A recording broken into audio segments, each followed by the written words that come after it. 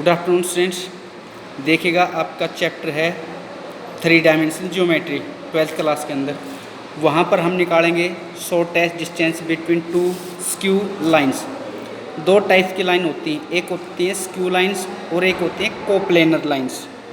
Skew lines coplanar क्या होती हैं? जो एक ही प्लेन में हो वो कोप्लेनर लाइन, और जो एक ही प्लेन में ना हो वो बोली जाएंगी स्क्यू लाइंस। एक ही प्लेन में ना होने का मतलब अलग अलग प्लेन में, एक ये एक लाइन की इक्वेशन है, ये एक दूसरी लाइन की इक्वेशन है, ये अलग प्लेन के अंदर है, ये अलग प्लेन के अंदर है। तो इस लाइन की इक्वेशन है vector r is equal to a plus lambda B. इस लाइन की इक्वेशन है vector r is equal to c plus mu D. a इस लाइन का पासिंग पॉइंट है, b इस लाइन का डायरेक्ट रेशियो है, इस लाइन का पासिंग पॉइंट c है, इसका डायरेक्ट रेशियो c d है। तो इन दोनों के बीच की ये डिस्टेंस, अब ये मत समझना कि इन दोनों के बीच की डिस्टेंस ये है, क्योंकि ये अलग अलग सरफेस पे हैं। जैसे आप अपने दोनों हाथ पे एक एक लाइन खींचेंगे, तो एक हाथ पे जो आप लाइन कैसे भी खींचोगे उनके बीच की डिस्टेंस वही रहेगी, ठीक है। तो उसी तरीके से ये है, ये दोनों के दोनों अलग अलग सरफेस के अंदर हैं, तो उनके बीच की ये कोई ज़रूरी नहीं कि ये डिस्टेंस हो, क्योंकि हम यहाँ पर ये जो दोनों की दोनों लाइंस ले रहे हैं वो एक ही कागज़ पे एक ही सरफेस पे ले रहे हैं, और वास्तव में ये लाइन है अलग अलग सरफेस के ऊपर।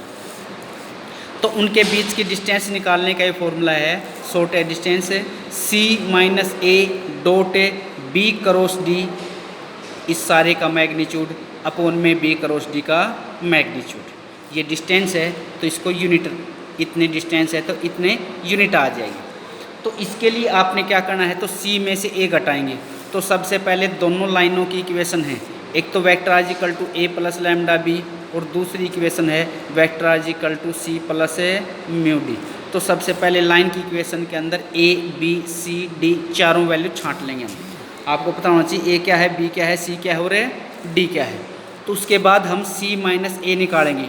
अब c माइनस a का मतलब वेक्टर को कैसे सब्ट्रैक्ट करेंगे, इसके i कंपोनेंट में से इसका i कंपोनेंट घट जाएगा, j में से j, k में से k, तो c माइनस a एक वेक्टर आ जाएगा।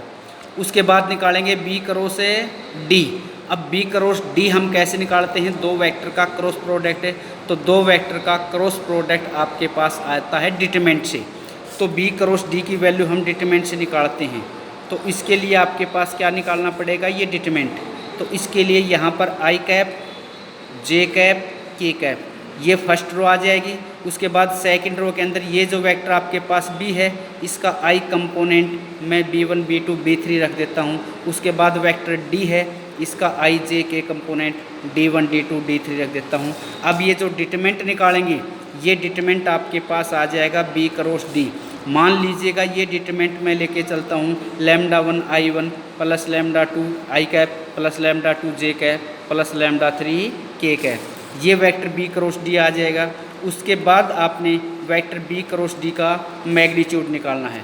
तो ये मैग्नीट्यूड क्या आ जाएगा, i कंपोनेंट का स्क्वायर प्लस में j कंपोनेंट का स्क्वायर प्लस में k कंपोनेंट का स्क्वायर अंडर द रूट। ये डिस्टेंस आपके b क्रॉस d का मैग्नीट्यूड आ जाएगा। तो b क्रॉस d का मैग्नीट्यूड आ गया।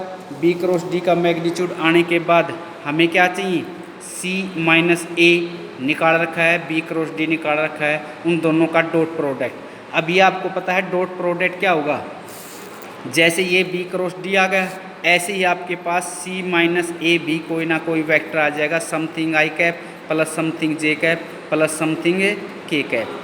तो ये वेक्टर c माइनस a है, ये वेक्टर b क्रॉस d है। अब दोनों का डॉट प्रोडक्ट निकालना है, तो i कंपोनेंट के i के साथ मल्टीप्लिकेशन प्लस में j कंपोनेंट की j के साथ प्लस में k कंपोनेंट की k कंपोनेंट के साथ मल्टीप्लिकेशन कर देंगे, तो ये आपके पास आ जाएगा c minus a dot b cross d। अब ये डॉट प्रोडक्ट है, ये नेगेटिव भी हो सकता है, तो इस मोड का मतलब वैल्यू आपने पॉजिटिव लेनी है। b क्रॉस d का मैग्नीट्यूड आपने ये निकाल रखा है, यहाँ पर वैल्यू पुट कर देंगे, ये आपके पास शॉर्टेस्ट डिस्टेंस आ जाएगी। अब अगर आपके पास लाइंस पैरेलल भी हो सकती हैं, वो अगर लाइंस पैरेलल हैं तो लाइंस की इक्वेशन क्या मिलेगी, vector r is equal to a plus lambda B.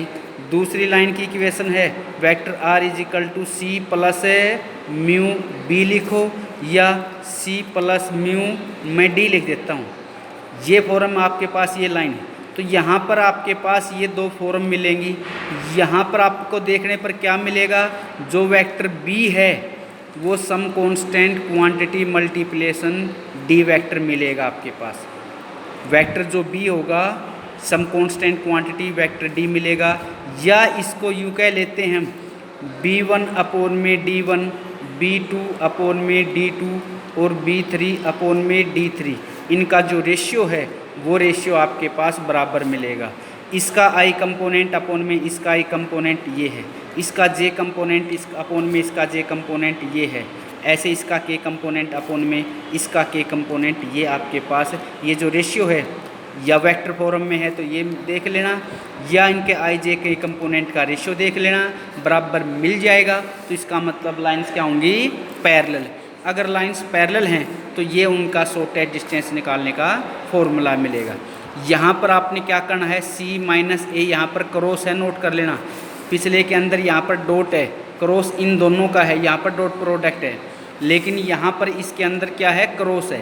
तो c माइनस ए क्रॉस बी का मैग्नीट्यूड अपॉन में वेक्टर b का मैग्नीट्यूड कर देंगे। तो ये आपके पास जो डिस्टेंस आएगी ये आ जाएगी shortest distance between two parallel lines.